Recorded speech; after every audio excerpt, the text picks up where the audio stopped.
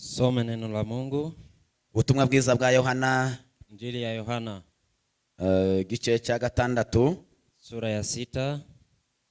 Dusome umurongo wa 7. Aya yake ya 7. N'ubu 8. Pia na 8. Hanyuma tuze kuganira umwanya mutoya kugira ngo dusezerane. Pia tutaongea muda kidogo ili tuende.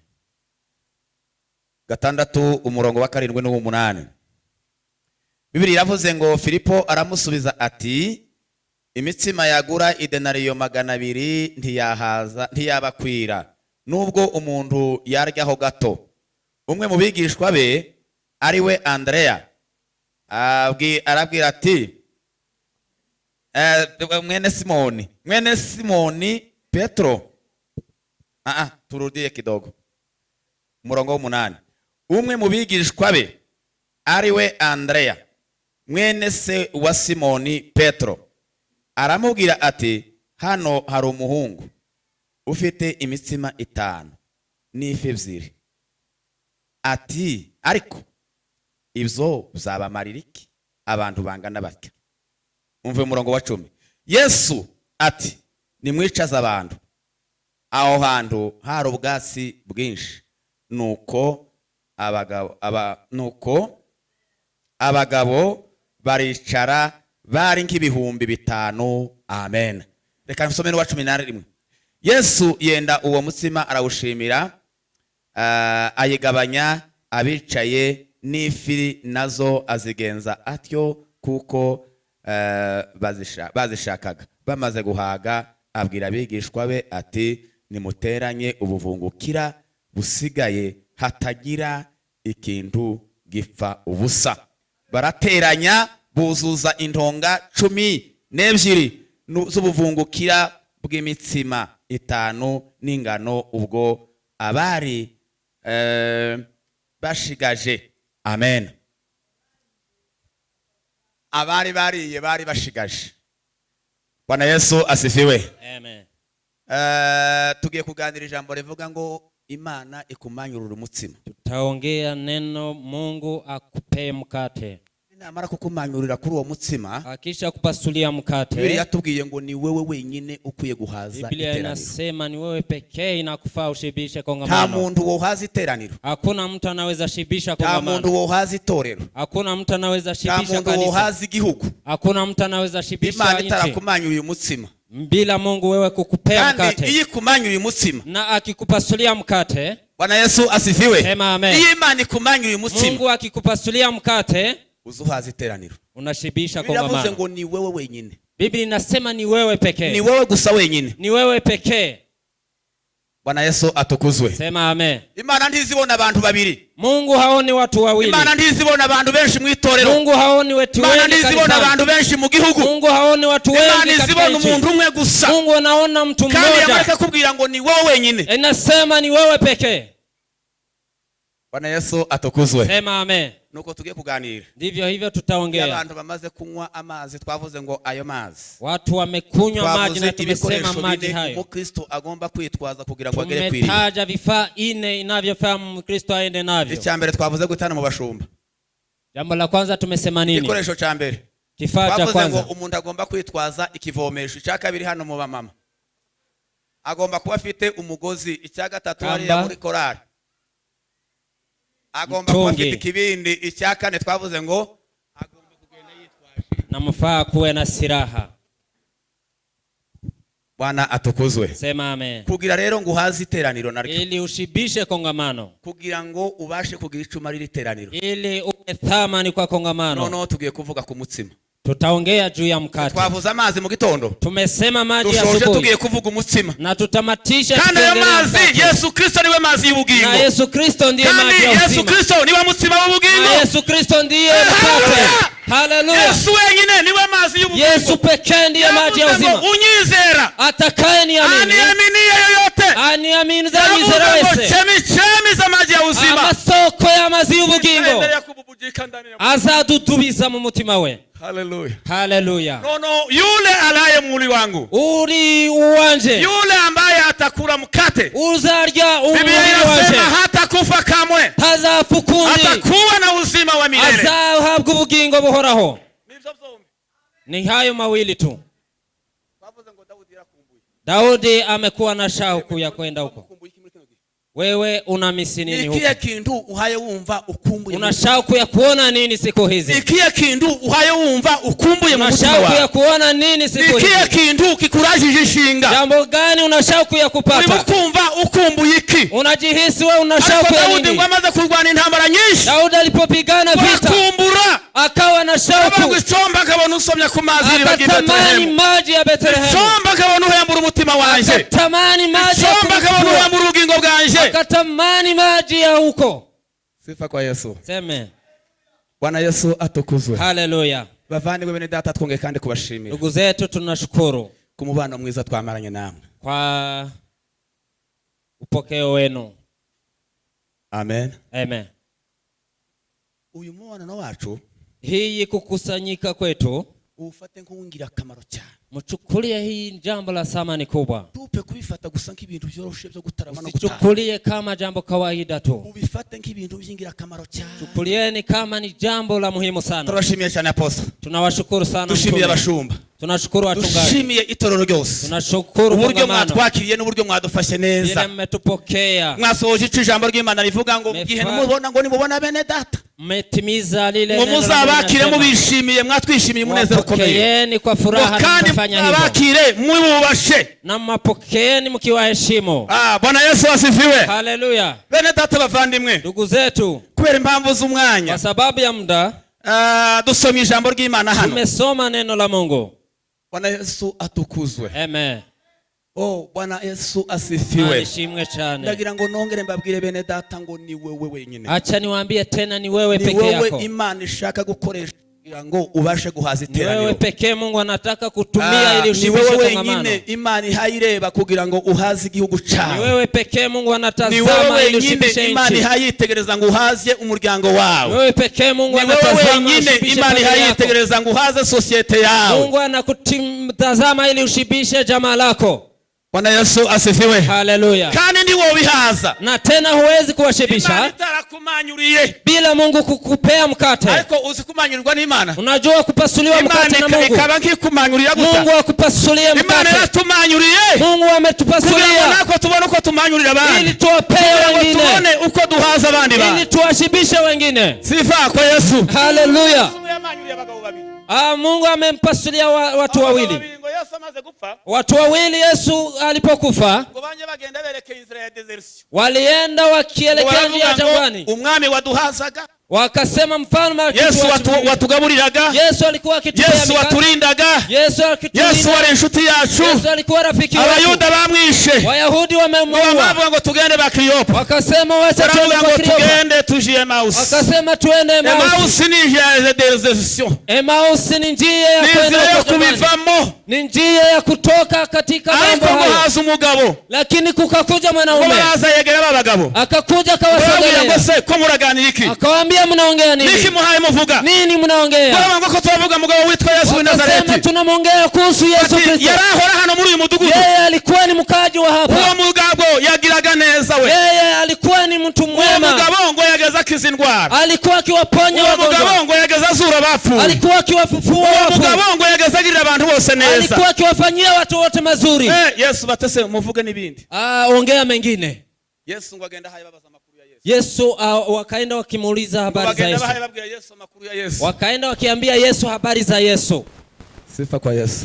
Amen. Kande cyane haleluya. Tena haleluya. Ngo barinjiye mu kirorero. Wakaingia katika kijiji. Ngo bagere mu kirorero. Walipofika ngo Yesu azana umutsima. Yesu akaleta mkate. Akawapasulia. Wakati alipowapasulia macho yao yakafunguka. Macho yao yakafunuliwa. Bama bavuga ngo nukuri ari Yesu. Wakasema kweli ni Yesu. Igihe ngo babimenye gutya. Walipojua hiyo. Kuko yari yamaze kuzukana umubiri utari uw'inyama. Alikuwa amefufuka akiwa na umubiri utari uw'inyama. Akiwa na mwili mwingine. Ngo yagomba kupenetra haciye hose mu bikuta. Akaingia kwa ukuta. Akaweza kutoweka. Arabura. Ngo amaze kugenda. Alipoenda. Abagabo. Wanaume hao.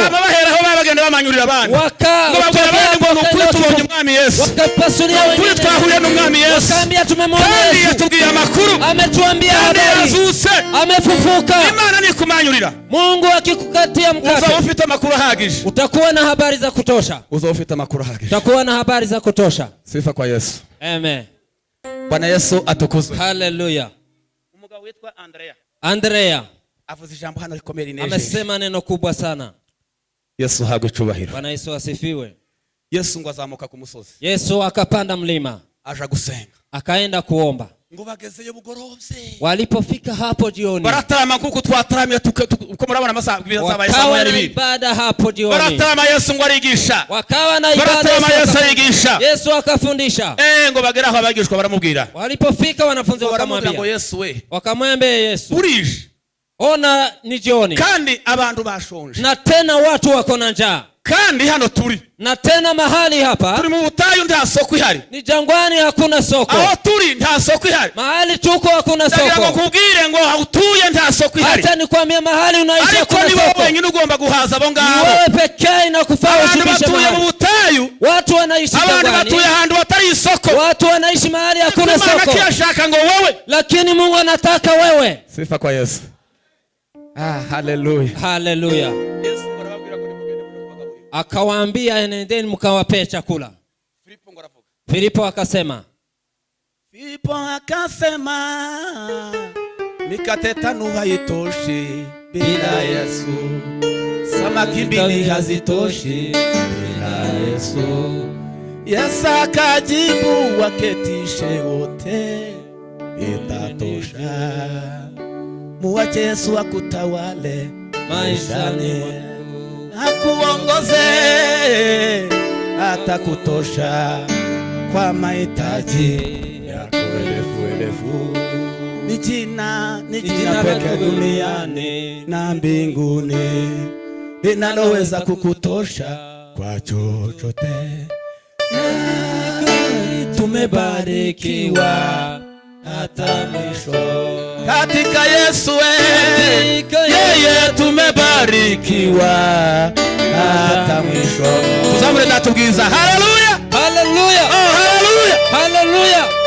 Filipo ngo aravuga ngo, Filipo akasema, nubwo ngo twogira denariyo 200, hata kama tunaweza kuwa na denariyo 200, tubone mikate yo hazaba, hatuwezi pata mikate ya kutosha. Ndio ngo aramwumva, ndio akasikia, aravuga ngo hano nabonye umwana, akasema hapa nimeona mtoto, hano nabonye umuhungu mutoya, naona kijana mdogo, witwaje udukate 5, ako na mikate 5. Mu Biblia takatifu, katika Biblia takatifu hano ngo hari agahungu, hapa kuna kijana udukate 5 ngo tunzi ana mikate 5 midogo, ukani nabonye afite n'udufite 2 ko kwirira, na tena anatusamaki 2.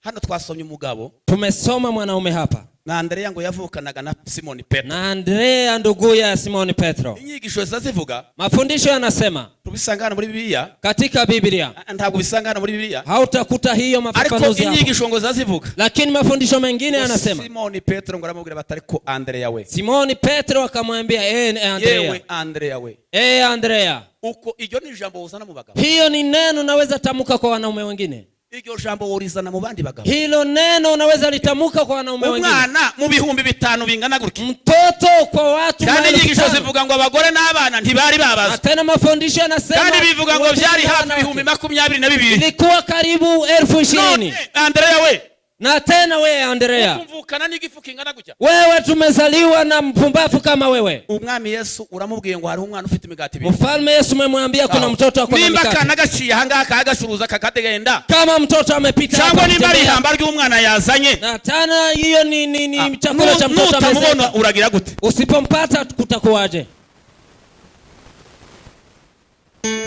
Ariko Yesu ni mwiza, Yesu ni mzuri. Sifa kwa Yesu. Amen. Mureke tuzamure datubwiza kuko ari mwiza. Bwana utukufu. Haleluya, haleluya.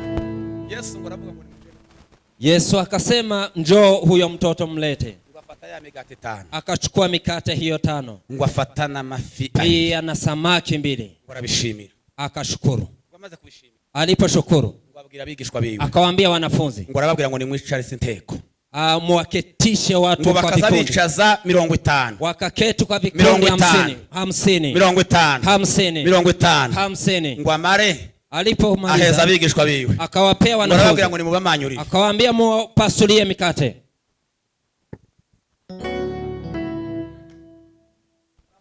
Tumpe Bwana utukufu.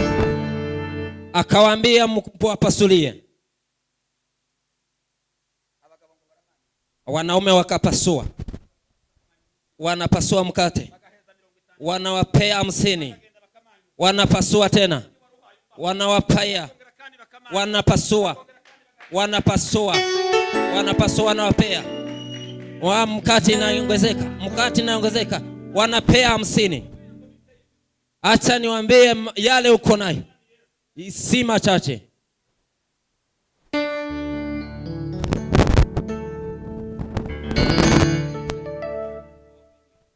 Yesu mkate ulipotoka mbinguni.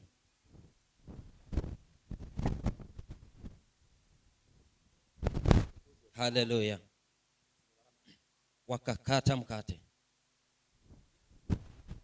Yesu kuna jambo alikuwa anataka kufanya. Kuna fundisho alikuwa anataka kuwaonyesha. Yaragiye kubwira abigishwa b'isomo rikomeye. Alikuwa anataka kuwaonyesha fundisho kubwa.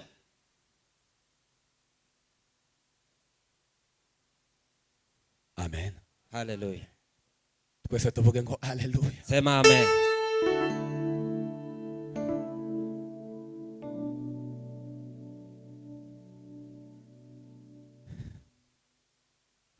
Hallelujah. Hallelujah.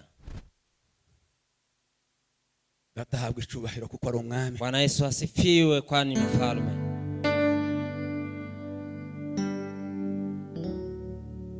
Nikufite. Una nini? Reka kugumana uko duke yifite. Acha kubaki na hiyo machache yako. Genda udushire umwami Yesu. Enda upelekee Yesu. Yesu namara kudushimira. Yesu akisha shukuru. Bwana Yesu asifiwe. Amen. Kande cyane haleluya. Tena haleluya. Yesu namara kudushimira. Yesu akishamaliza kushukuru akatugura na aongeze. Ataenda kiongeza. Azogenda yongeraho. Ataenda kiongeza. Yongere kandi yongereho. Aongeze tena. Yongere kandi yongereho. Aongeze tena. Yongere kandi yongereho. Aongeze tena. Yesu nakumanyurira. Yesu akikupa. Yesu naguheza ku mutsima w'ubugingo. Yesu akikupea mkate wa uzima. Yesu naguheza ku mutsima w'ubugingo. Yesu akikupea mkate wa uzima. Uzagenda uheza amahanga. Utaenda ukiwapea. Uzagenda uhaza ibihugu. Ukiwapea. Uzahaza amahanga. Ukiwapea. Uzahinduka depo yo guhaza amahanga. Ukakuwa. Ntabwo uwo mutsima uzashira. Hakuna mkate itamalizika kwako. Sifa kwa Yesu. Hallelujah.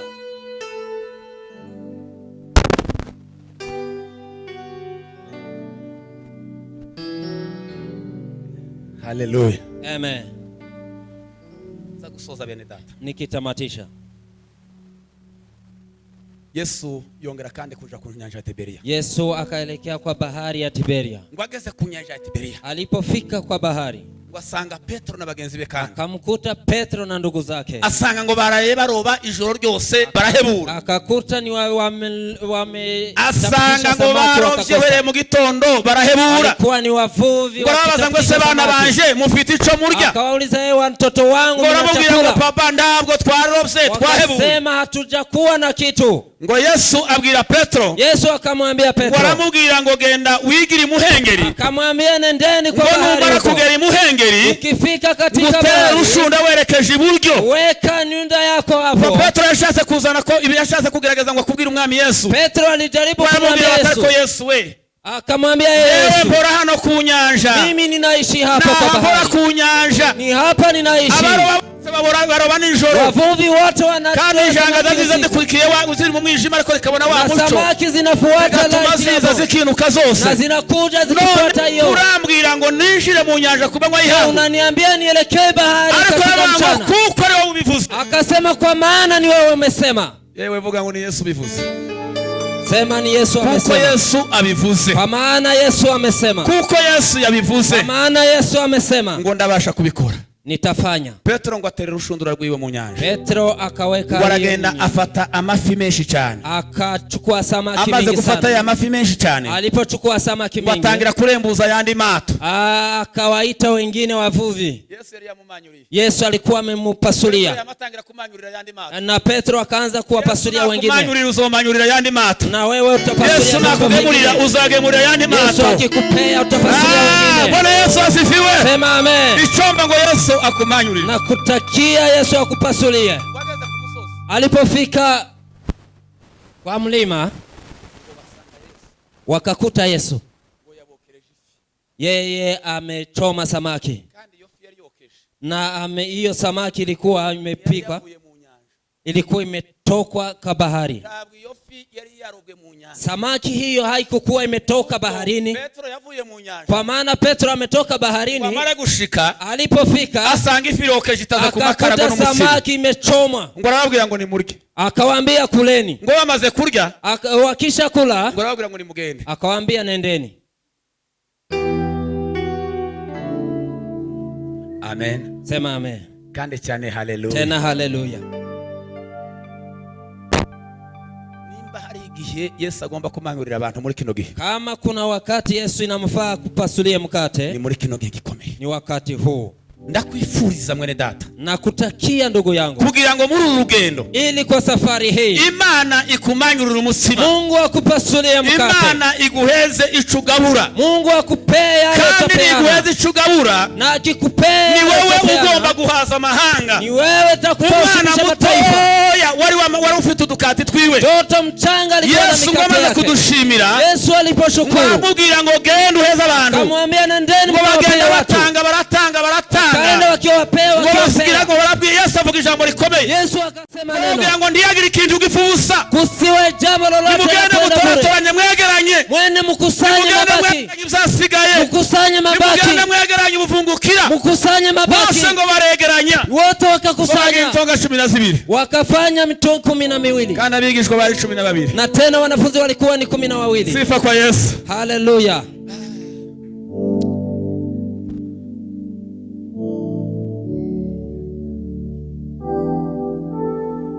Yesu ahabwe icubahiro. Bwana Yesu asifiwe. Yesu ahabwe icubahiro. Bwana Yesu asifiwe. Eliya bamaze kutubwira witushubi. Eliya watishubi wametuambia. Amaze kurwana intambara ikomeye kuri Karmeli. Alipomaliza vita hapo Karmeli.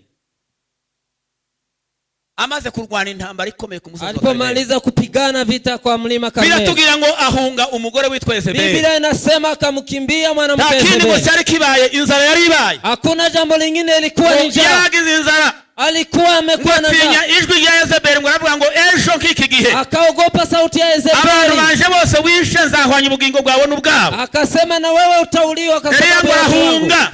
Eliya akakimbia. Wagenda hayisabira gupfa. Akaenda akitaka kufa. Biratubwira ngo ageze munsi y'igiti cy'umuretemu. Alipofika katika aricara munsi y'icyo giti. Akaketi na akomeza gutegereza kuko ngo amakakama yacu amanuka. Akangojea mijare yake. Akamwica agapfa. Ili auliwe. Kubera kuko yaragize inzara. Kwa sababu alikuwa na njaa. Ariko ijambo ry'Imana yatubwira ngo. Lakini neno la Mungu linasema. Bwana ngo ramanuka va mu ijuru. Malaika wa Bwana akasema ngo Eliya we. Akamwambia Eliya. Kanguka ngo uzukurye. Amuka na ukule. Kandi unywe. Na ukunywe. Ngo kuko urugendo ari rurerure. Kwa sababu safari ni ndefu. Eliya ngo arazuka ararya. Eliya akamuka na akara. Arongera kandi aranywa. Na akanywa tena. Asubira arasinzia. Akasinzia tena. Ngo malaika yongera kandi kwa kubwakari. Malaika tena akarudi. Akamubwira ngo Eliya we. Akamwambia Eliya. Zuka urye. Amuka ukule. Kandi urugendo ni rurerure. Na unywe safari ni ndefu. Eliya ngo arazuka ararya. Eliya akamuka aranywa. Akakunywa. Bamaze kurya no kunywa. Alipomaliza. Biratubwira ngo aragenda. Biblia inasema akaenda. Oh haleluya. Sema amen. Biratubwira ngo aragenda agera mu buvumo. Akaenda mpaka neza ngo agera ku musozi bihorebe ku Imana. Mpaka katika mlima Horebu. Mu buvumo. Akaingia kwenye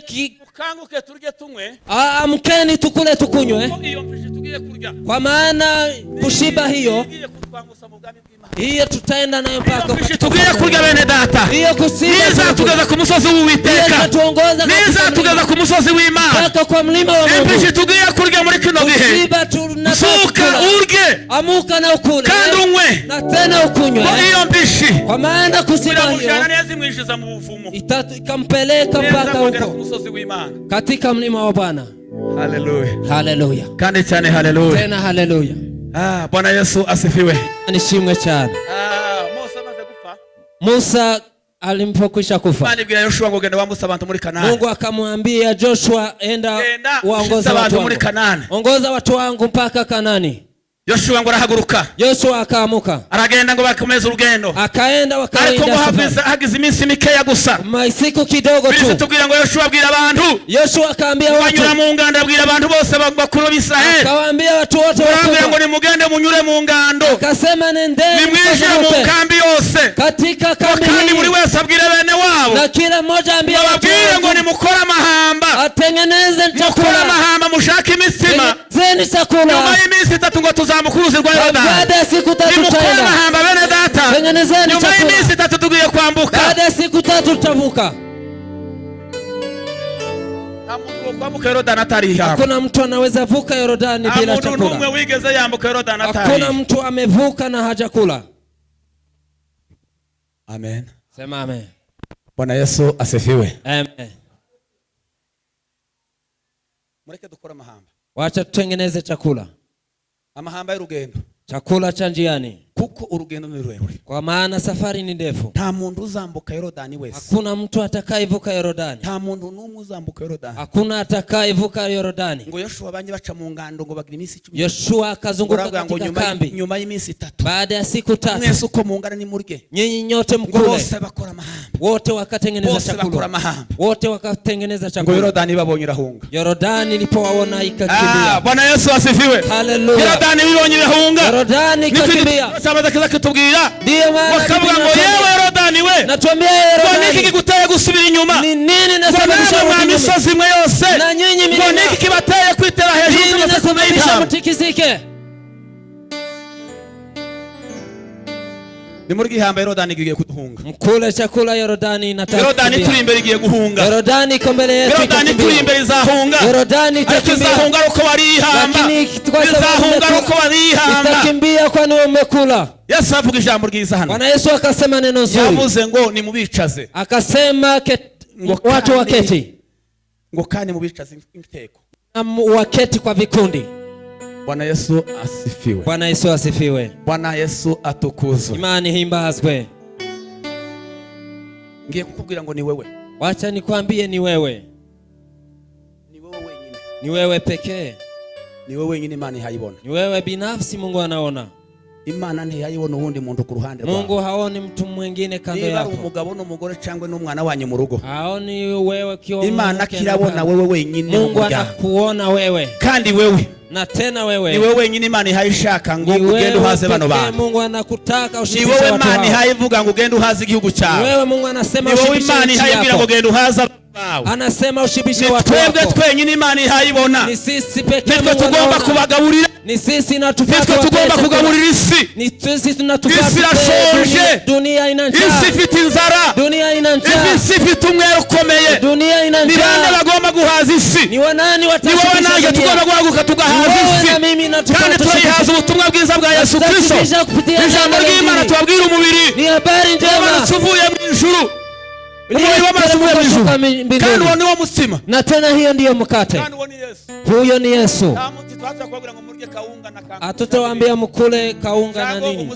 Ugali ama ugali wa mihogo. Ngo twongere tubabwire ngo mwongere kandi murye Yesu. Tunawaambia mkule Yesu tena. Kandi mutamire umwami Yesu. Muonje Yesu tena. Mwongere kandi mwumve ko Yesu aba mu bugingo bwanyu. Muonje tena Yesu yongere kandi mu mutima wawe. Yesu yongere kandi ahaze ubugingo bwawe. Yesu yongere kandi ahaze ubugingo bwawe. Yesu ashibishe amagambo yawe Mana amaze kuboneka. Amesema maneno yako nimekula. Amaze kugera mu nda yanjye. Alipofika tumboni umunezero n'ibyishimo.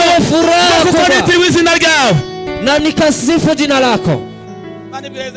Mungu akamwambia Ezekieli. Akamwambia Ezekieli. Enda ukule. Ushibishe tumbo yako. Na ushibishe tumbo yako.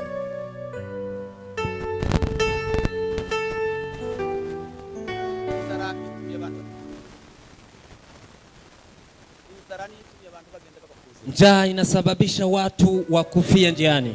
ariko mwongere kandi mubwire abantu Yesu Kristo wapfuye kandi akazuka. Lakini mwambie watu Yesu Kristo amekufa. Kandi Yesu ubone tumara kongera kandi kumurya. Na tukikula tena Yesu.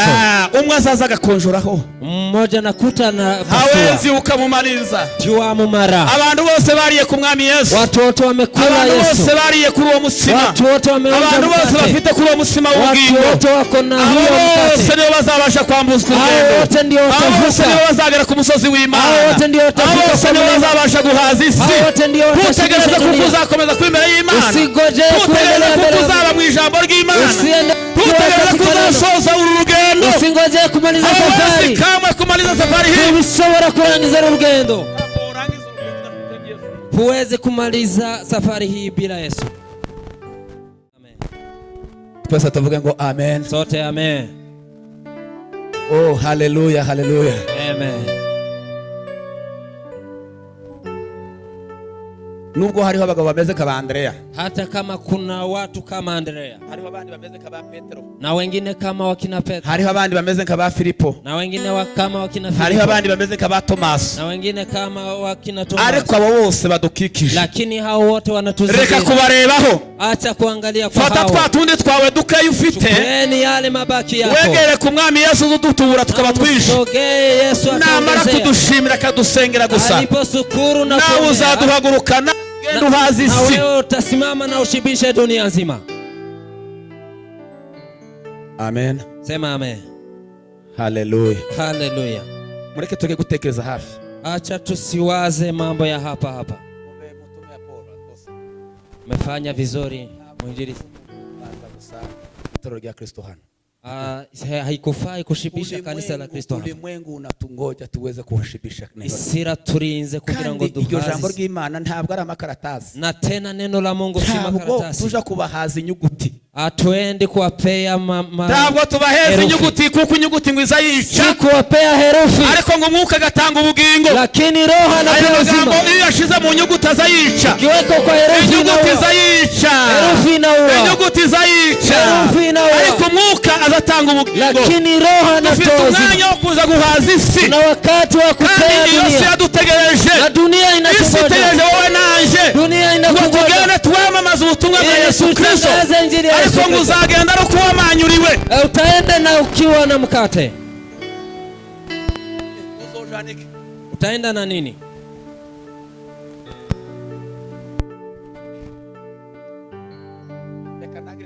Acha nitamatishe kwa hili. Kwa kina Yoshua na Caleb. Hamwezi jua wanaume 12 walikuwa naye. Najua sababu. Sababu tunajua Yoshua na Caleb. Uzobisome ku 13 niho uzabasanga. Ariko twese tuzatumenya Yoshua na Caleb. Lakini sio abane nta makuru tuzatumenya. Wengine hatuna habari. Muzi impamvu Yoshua na Caleb bamenyekanye. Tunajua sababu. Ngo baragiye bamaze gushika. Walienda ngo baravuga ngo ntitwova mu gihugu gusa nk'abantu bashenze. Toka kwa nchi. Ngo baragenda baza gusoroma. Wakaenda kuvuna. Sifa kwa Yesu. Amen. Baragenda barabanza bararya. Wakaenda wakakula kwanza. Ngo barya ku mwero w'igihugu. Wakaonja kwa matunda. Barya ku mwero w'igihugu. Wakaonja kwa matunda. Ngo barya kuri za mbuto. Wakaonja kwa matunda ya nchi.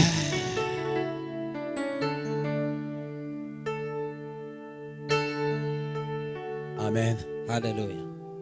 Hallelujah. Amen. Kandi murabizi ko abagabo bishi. Na mnajua nta mugabo n'umwe n'umugore n'umwe n'umuhungu n'umwe uzinjira mu bwami bw'Imana atarari. Hakuna mke mume dada ataingia mbinguni bila kukula. Hao wote wameangamia jangwani. Lakini sababu imesababisha waangamie. Hawakukula na washibe. Kubera kudahaga. Kwa sababu ya kutoshiba. Bari kubagira ahantu bakavuga ngo dore duheza amazi. Walikuwa wakifika mahali Mose akayabaheza. Bakavuga ngo dukeneye ibyo kurya amani kava mu ijuru. Ariko nanone ngo ntibarya. Lakini hawakukula. Urwandiko rwa Korinto navuga ngo basekuruza abanyu bose uko bangana. Korinto wamesema ngo baririye amani mu butayu. Wamekula manu. Ariko bose uko bangana barapfuye. Lakini hao wote wameangamia. Ariko bavuga ngo njewe burya umutsima wanje. Lakini yule atakula azapfa na gato. Hata kufa kamwe. Sifa kwa Yesu. Amen. Bwana Yesu asifiwe. Mani hagwi cyubahiro. Urya umutsima wanje. Yule atakula mkate wangu. Ntabwo azapfa na gato. Kufa kamwe. Ngo Biblia inasema muri ico gicu kwa wingu hilo cyabakoreyemo ibintu bitanu bikomeye. Ilikuwa mambo matano kubwa. Ijambo rya mbere ngo ico gicu carabagaburiye. Neno la kwanza limewapea chakula. Ngo kandi ico gicu carabanywesheje. Na tena limewapea ico gicu ngo kirabamurikira bagenda habona. Na likawaangazia wakaenda. Ico gicu ngo carabayoboye. Na likawaongoza. Ico gicu ngo bose babatizwa munsi ya cagicu. Wingu hilo wakaenda chini. Kubatizwa munsi ya cagicu ngo kubatizwa na Mose. Wakabatiziwa chini. Ico nyine nico cyatumye babasha kwinjira muri gakondo. Hiyo ndio imesababisha. Nuko bose babatizwa munsi ya cagicu. Bose bangoye amazi ngoye muri wamekunywa maji kandi urwo rutare rwari Kristo. Na hiyo mwamba ilikuwa Kristo. Bose amazi yo mu rutare. Bose wakakunywa maji. Kandi urutare rwari Kristo umwana w'Imana. Na mwamba ulikuwa Kristo. Bose ngo barya kuri ya manu. Wote wakakula manu. Apana manu yavuye mu ijuru ya yindi. Si manu imetoka mbinguni. Wale iriye bose barapfa. Wale walikula wamekula. Lakini nyinyi mtakula. Nyinyi mtakula mwili wangu. Ntabwo muzafiteka. Hamutakufa. Ahubwo muzagira ubugingo buhoraho. Bali mtapata uzima wa milele.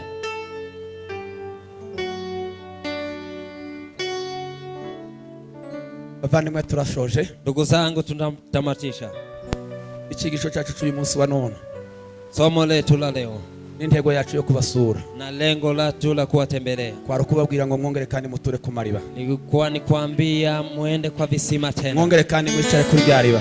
Mketi kwa kisima tena. Twavuze kuko hariho amariba abafisiya bahagazeho. Tumesema kuna visima ambavyo wafisiya bahagaze ku iriba ryitwa Stina. Kuna wale wako kwa kisima Stina. Mugende muve kuri Stina. Mwende mtoke katika Stina. Mugende muve kuri Eseko. Na mtoke kwa Eseko. Imana ibatuze kuri Rehoboti. Mungu awakalishe kwa Rehoboti. Twavuze kuko tugomba kwitwaza ibikoresho bine. Tumesema kwamba inatufaa tuwe na kugira ngo dushikire iryo riba umuntu wese yitwaza ikivomesho. Ili tuchote kwa hicho kisima. Kivomesho twavuze ngo ni impano yawe Imana yaguhaye. Hiyo kifaa ya kutosha. Iyo niyo uzokoresha ibitangaza. Hiyo ni karama utatumia. Twavuze ngo impano nayo ntiyokora imirimo yonyine. Na karama haiwezi kufanya pekee. Gushiramo umugozi bakamanura cha kivomesho. Inakufaa kuweka kamba na utelemushe kifaa hicho.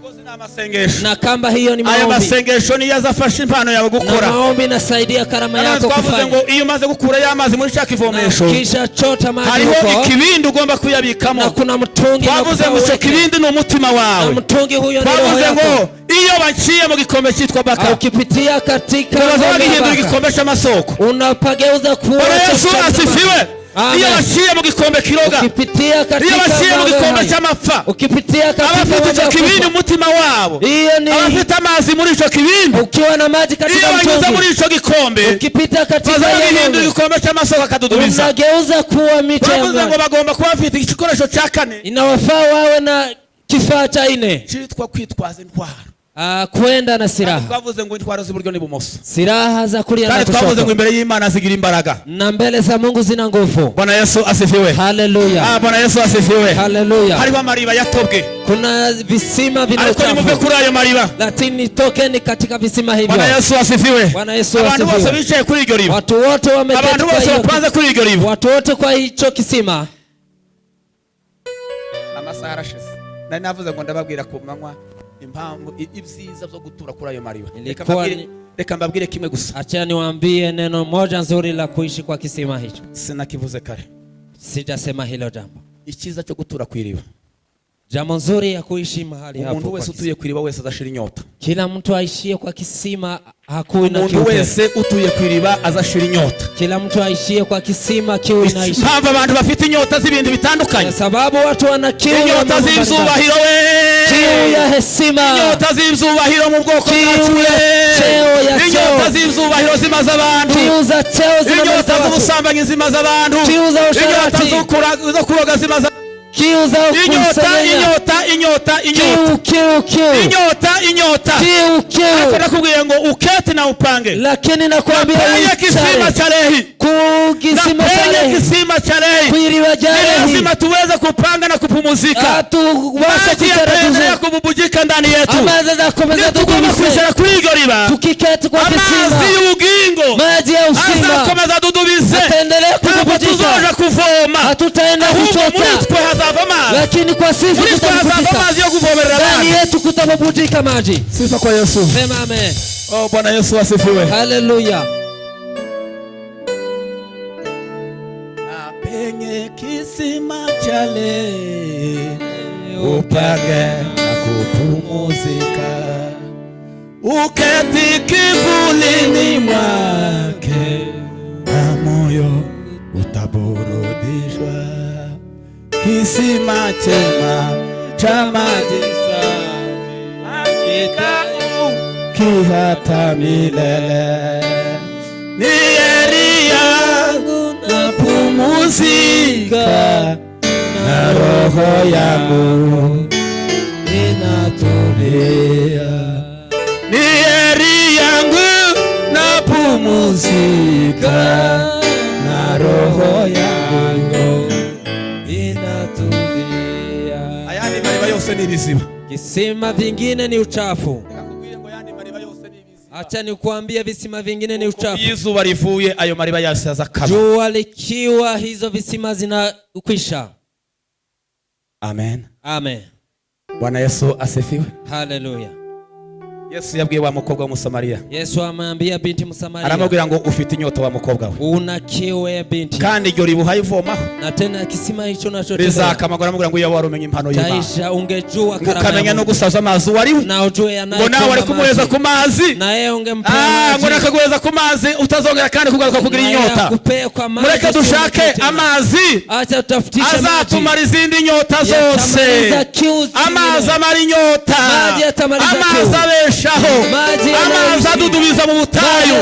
Amazi adudubiza mu kidaturwa. Ayo niyo mazi tugomba kuba tutuyeho. Hiyo ndiyo maji tunahitaji. Dushoje tuvuze ngo Imana itumanyurira umutsima. Mungu atupasulie mkate. Muri rugendo dukeneye kumanyurira umutsima w'ubugingo. Kandi ayo mazi ni Kristo. Na tena maji hiyo ni Kristo. N'uwo mutsima ni Kristo. Na mkate ni Kristo. Mwongere kandi munywe. Na mkunywe. Kandi mwongere kandi murye. Na mkule tena.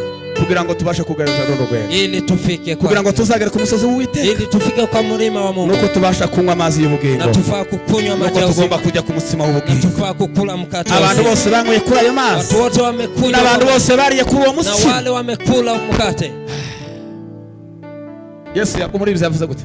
Mwimbaji amesema nini? Yaravuze ngo muze mwese twihererane. Amesema njoni nyote kujeni nyinyi. Ngo kandi munsange hantu hatari abantu. Mkute mahali posipokuwa. Ngo kandi murye umutsima. Na mkule mkate. Ngo batera imbaraga. Utakaoweka nguvu kwenu. Munywe no ku mazi y'ubugingo. Na mkunywe kwa maji ya uzima.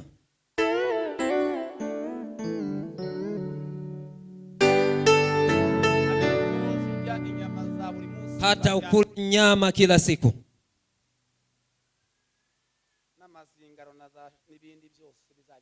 Na mbuzi na vingine na kondoo na kuku. Utaendelea kuwa na njaa. Hata ukikunywa juice. Bazakomeza bakore. Ariko uzonywa inyota isube gomezize. Ariko ko nanga nkubwire ngo ngukure kuri izo nyota. Lakini acha nikwambie. Ayandi mariba yose azakama. Ibindi byo kurya byose bizashira. Ariko tuba dufite iryo riba ridudubiza mu mitima yacu. Iryo riba rihari ridudubiza. Ukomeze ugume kwiriba.